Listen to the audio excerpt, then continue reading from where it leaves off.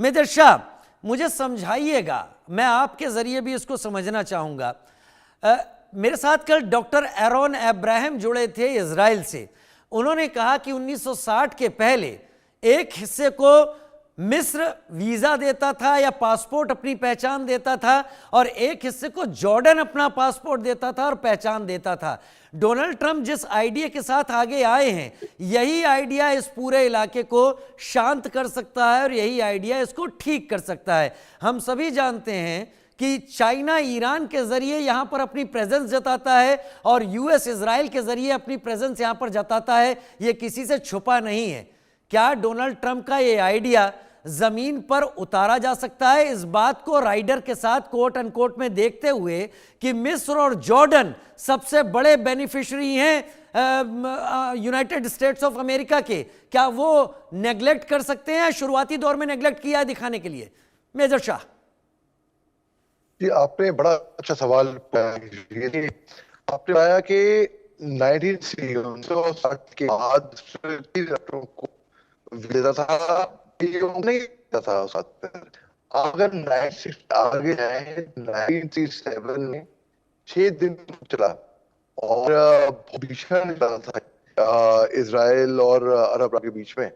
अब आप देख, जो जंग 100 साल से ऊपर तक चली आ रही है और रुकने का नाम नहीं, बीच में रुकती थी, थमती थी, वो हम एक जंग बंद कर सकते हैं, उसको एक टेम्पररी सीज फायर मानते हैं, मगर फिर से वो जंग वापस शुरू हो जाती थी।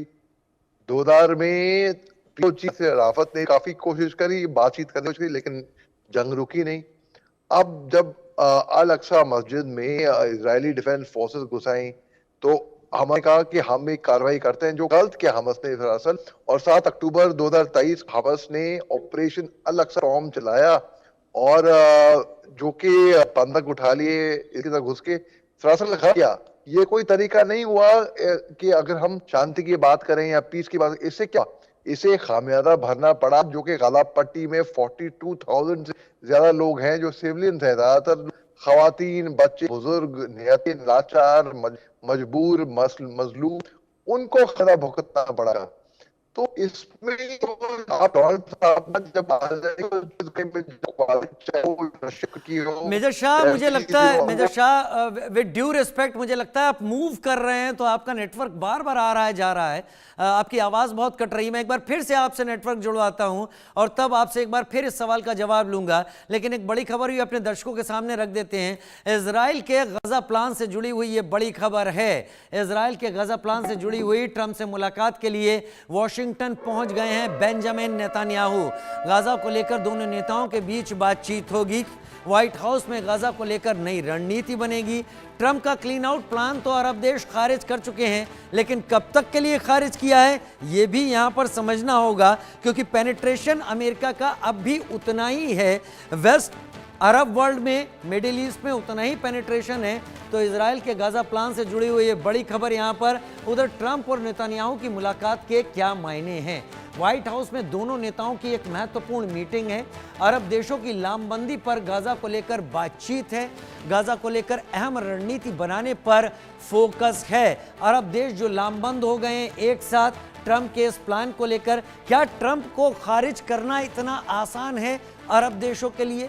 क्या ट्रंप को खारिज करके चला जा सकता है? आपको ये पता होना चाहिए कि अभी पूरे विश्व में अपने जो अमेरिका जिस तरीके का मदद देकर जो योजनाएं चलाता है, उसमें पूरे विश्व को तो उसने किनारे किया है, लेकिन मिस्र को उसमें बनाए रखा है, इजराइल को उसमें बनाए रखा है। यहाँ पर अगर मिस्र ऐसी बात करता है तो सोचना होगा। ट्रंप का खास प्लान क्या है? इजराइल पर ध्यान है। इजराइल को 2000 पाउंड वाले बम सप्लाई करने के आदेश दिए थे। ट्रंप ने पेंटागन को बम सप्लाई करने के आदेश दिए। बाइडेन सरकार ने 3,500 बमों की डिलीवरी रोक दी थी। मई 2024 में इजराइल को बम सप्लाई करने से रोक दिया था। 2000 पाउंड के 1800 बम और 500 पाउंड के 1700 बम थे। लेकिन ये क्या फिर से होगा और क्या उसकी उतनी ज़रूरत होगी? ये अलग अलग चीज़ें हैं। बेसिकली अमेरिका जिन नीतियों पर काम कर रहा होता है, उन नीतियों को इतनी आसानी से छोड़ता नहीं, अलग नहीं करता, और वही स्थिति अमेरिका की झलकती भी है। अरविंद सिंह तेजावत मेरे साथ इस वक्त जुड़े हुए हैं। अरविंद जी, मैं बहुत जल्दी मेजर मोहम्मद अली शाह से नेटवर्क ठीक हो जाता तो एक बार मेजर शाह एक बार आपसे ही पहले बात कर लेता हूं। मेजर शाह आप क्लियर करें, मुझे ये भी समझ में आ जाएगा कि चीज़ें ठीक है कि नहीं है। तो मेजर शाह अपना जवाब पूरा कर लें पहले। जी, तो राजीव भाई जी तो अगर ये डोनाल्ड साहब ने आके ऐलान तो कर दिया कि वो 24 घंटे में जंग रुकवा देंगे, लेकिन जो बाइडेन साहब ने जाते जाते ऑलरेडी इसराइल को $8 मिलियन के करीब एड पहुंचाना वादा किया था, जाते ऐलान रखा था। तो ये आग में घी इतना डाल चुका है कि अब उस आग में से घी डालेंगे भी और आग बढ़ेंगे भी तो बहुत टाइम लगा, रातों बुझे की जंग। तो इसमें आप देख सकते बाकी हिंदुस्तान जो करता है टू सोल्यूशन टू तरीका, अगर दोनों केस पे आ जाए, इसराइल भी और फिलिस्तीनी भी, और आकर बात करें और एक निकालें, एक मुद्दा निकालें कि भाई ये एग्रीमेंट पे पहुंचे, ये एग्रीमेंट, नहीं तो आगे जाती रहेगी। माफी के साथ सर मैं आपको रोकना चाहूंगा, आपकी आवाज बहुत कट रही है मेजर मोहम्मद अली शाह। मैं तब तक अरविंद सिंह जी का रुख कर लेता हूं। अरविंद सिंह जी, अमेरिका क्या अपनी पॉलिसीज में इतनी जल्दी बदलाव कर सकता है? चाहे पिछले जो बाइडन हो और अब बदली हुई पार्टी से डोनाल्ड ट्रंप हो, क्या वो एक ही पॉलिसी पर आगे नहीं चल रहे हैं? पहला सवाल जिसका मैं आपसे जवाब जानना चाहूंगा। और दूसरा ये कि मिस्र जिसको सपोर्ट अब तक जारी रखा हुआ है अमेरिका ने, बाकी विश्व में उसने अपनी एड रोकी है, भारत में भी कई योजनाएं रुकी हैं, पाकिस्तान, बांग्लादेश, हर जगह उसने रोकी हैं, लेकिन मिस्र में जारी हैं। क्या मिस्र ने दिखाने को जुबानी जमा खर्च कल किया है कि उसने विरोध में अपना साथ रखा है, या फिर ये माना जाए धीरे धीरे होना वही है जो ट्रंप ने सामने बात कॉइन टॉस किया है? राजीव साहब, मैंने जैसा कि शुरुआत में ही आपसे कहा है कि इजराइल और अमेरिका का लॉन्ग टर्म प्लान तो यह है ही, पर ये दरअसल 2000 प्लान में उनकी जो स्ट्रेटजी थी उसके ठीक रिवर्स है। क्योंकि 2005 में उन्होंने जो 21 जो यहूदी बस्तियां थी वहां से खत्म करके उनको कहीं और बसाया था, और अभी वो वापस ये चाह रहे हैं कि नहीं, अब जो पूरे गाजा के लोग हैं उन्हीं को कहीं और बसा लिया जाए। क्योंकि अमेरिका के लिए ये जो जगह है, खासकर उसका जो नॉर्दर्न और उसका जो खासकर वेस्टर्न पार्ट है, वो काफी स्ट्रेटेजिक इंपोर्टेंस का है और आगे मध्य पूर्व पे कंट्रोल करने के लिए ये काफी जरूरी है। और आपने बिल्कुल ठीक कहा, ये दरअसल खाली इजिप्ट की ही बात नहीं, चाहे जॉर्डन हो, चाहे यूएई हो, सऊदी अरेबिया हो, जो कि सारे अमेरिका के किसी न किसी रूप में दोस्त ही माने जाते हैं, उन्होंने जबानी जुमा खर्च ही की है। कोई सीरियसली नहीं होना चाहता है, पर वो आगे आने वाले खतरे को भी महसूस कर रहे हैं। दूसरी बात ये कि जो ट्रंप साहब हैं, उनको उनके बारे में जो खाली अमेरिका ही नहीं, यूरोप और पूरे वेस्टर्न वर्ल्ड में यह आम धारणा है कि वो आदमी को प्रेडिक्ट नहीं किया जा सकता कि आज क्या कह रहे हैं और अगली बार वो क्या कहेंगे, उसका कोई भरोसा नहीं है। आप देखिए कि जब इलेक्शन कैंपेनिंग था तो उन्होंने ऐसी बातें कही थी जो कि मुस्लिम देशों के या जो मुस्लिम आइडेंटिटी वाले लोग थे उनके लिए हितों की बात थी। उन्होंने काफी मुस्लिम लीडरांस को, जो स्विंग स्टेट्स थे वहां पे, अपने स्टेज में उनके साथ स्टेज भी शेयर किया था, पर वो वोट लेने के लिए था और उस समय कहा था कि मैं युद्ध रुकवा दूंगा। फिर अभी वो वापस आ रहे हैं। अमेरिका का क्या करना है क्या नहीं करना है, यह दरअसल ट्रंप के कहने या करने से नहीं होता है। उनकी एक, आपने जैसे कि शुरुआत में ही कहा, वहां पे एक बड़ी टीम है, वो स्ट्रेटजी बनाएगी और उसी के अकॉर्डिंग चलेगा। और ये हो सकता है कि ये इतना कोई बहुत मैच्योरिटी वाला बयान ना हो, क्योंकि जो कनाडा को लेकर या जो मेक्सिको को लेकर जो उन्होंने जो टैरिफ में बढ़ाया है, वो भी वापस उल्टा पड़ रहा है। और ईरान ने तो बहुत ही मजेदार स्टेटमेंट दिया है इस ड्यूरेशन में। ईरान ने कहा कि गाजा से फिलिस्तीनियों को कहीं इजिप्ट या जॉर्डन में बसाने की जगह ज्यादा अच्छा ना हो कि जो इजरायली या यहूदी लोग हैं उनको आप ग्रीनलैंड में बसा लें। तो है, ग्रीनलैंड या अलास्का में कहीं पे भी बसा लें तो ये इतना आसान नहीं होता है। अलास्का के ट्राइब वगैरह, वो वहां पे एक अलग तरीके की प्रॉब्लम होगी। और ठीक ऐसा ही कोई भी इजिप्ट क्यों लेगा, एक अपने यहाँ क्यों नई समस्या खड़ी करेगा, जबकि उन्होंने फिलिस्तीन के रिफ्यूजीज को अभी तक रिफ्यूजीज का दर्जा नहीं लिया है। अच्छा ठीक वो है नई आबादी क्यों जी, अपने यहाँ पर लेंगे? ठीक है। मैं राजीव साहब, मेजर मोहम्मद अली शाह से इसको समझना चाहूंगा। मेजर शाह, मुझे एक अजीब तरीके का प्यार और अदावत दोनों चीजें दिखाई पड़ती हैं अरब देशों में। जब फिलिस्तीनी वाकई बीच में फंसे हुए थे हमास और इजराइल के, तब मिस्र ने अपना राफा बॉर्डर बंद कर दिया था, कोई इन्हें लेने को तैयार ही नहीं था, ये लोग पिस रहे थे एक तरीके से बीच में। आज जब ये बात हो रही है कि इन्हें उठाकर मिस्र के उन इलाकों में बसा दिया जाए, जॉर्डन के उन इलाकों में बसा दिया जाए, जैसा मैंने आपको कोट किया कि पहले आइडेंटिटी दोनों देश अपनी दिया करते थे, तो वहां पर एक खिलाफत में खड़े हो गए। ये किस तरीके की चीजें हैं? और इसके साथ ये भी जोड़िएगा कि क्या आपको दूर दूर से कहीं सा लगता है ऐसा कि दरअसल ट्रंप वही कहना चाहते थे जो उन्होंने कहा, या ट्रंप वो कहना चाहते हैं जो किसी ने अब तक सुना ही नहीं? नहीं, ट्रम्प वो बोल रहा है, वो बहुत Christianity हो जाता है।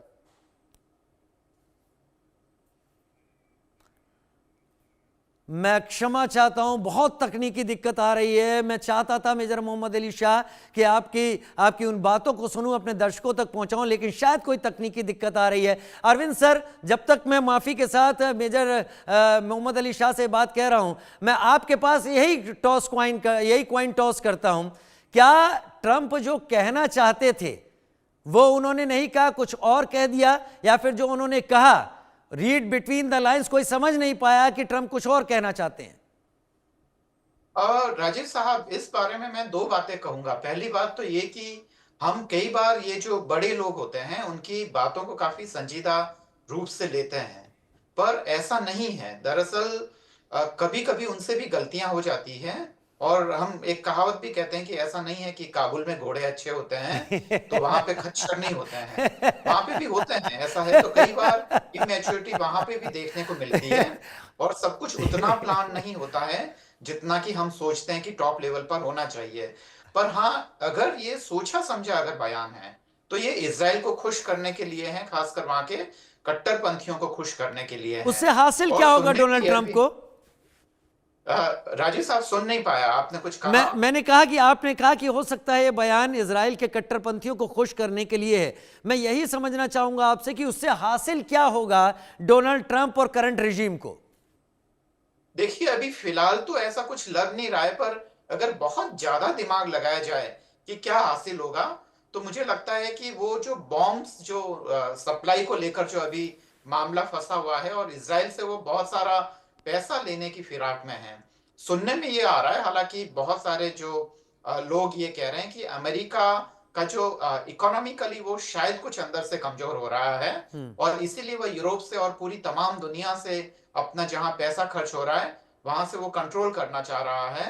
तो हो सकता है कि वो इजराइल से कितना पैसा और निकाला जा सकता है ये सोच रहे हो, और उसको खुश करने के लिए खासकर बेंजामिन नेतन्याहू और ऐसे ही तमाम जो कट्टरपंथी लोग हैं उनको खुश करने के लिए ऐसा बयान दिया हो। पर ये खाली एक प्रेडिक्शन है, ये कोई पक्का हम नहीं कह सकते हैं। बाकी तो ऊपर के तौर पर देखने से यही लगता है कि ये कोई बहुत ही गंभीरता पूर्वक या सोच समझ कर दिया जाने वाला कोई रियलिस्टिक बयान नहीं है। हाँ, लॉन्ग टर्म में इनकी जो छुपी हुई जो षड्यंत्र है वो इसी प्रकार का है, जिसको लेकर बाकी अरब देश भी काफी सजग हो गए हैं, और उन्होंने वाकई काफी गहरी प्रतिक्रिया दी है।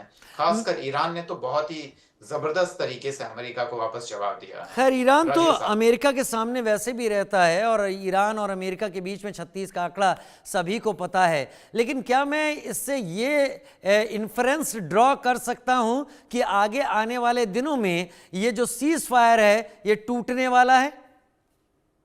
अभी तुरंत तो नहीं, क्योंकि थकान है दोनों तरफ ही, और काफी बड़ी तौर पे नरसंहार हुआ है, तो कोई उसको कंटिन्यू नहीं रखना चाहेगा।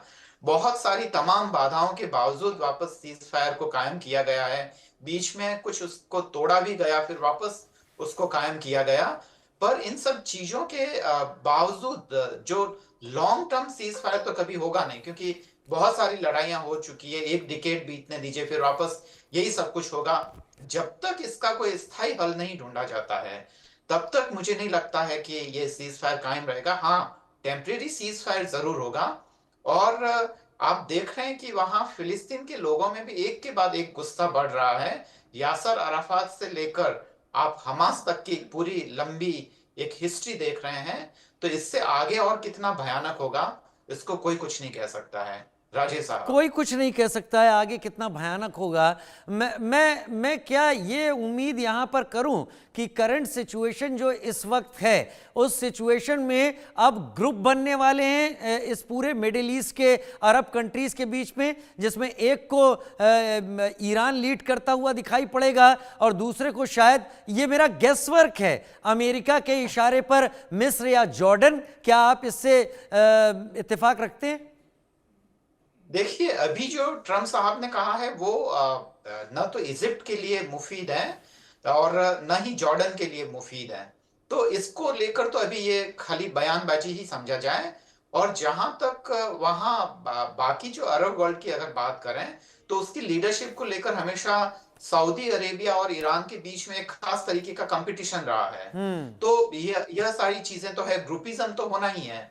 पर ईरान के लिए चीजें इसलिए भी ठीक नहीं है कि वो एक शिया मुल्क है और जाकी बाकी उस रीजन के जो तमाम जो देश हैं वो सुन्नी, वो दरअसल सुन्नी है। एक तो ये है, दूसरा है कि ग्रुपिज्म आज से नहीं, बहुत लंबे समय से शुरू हो गया है।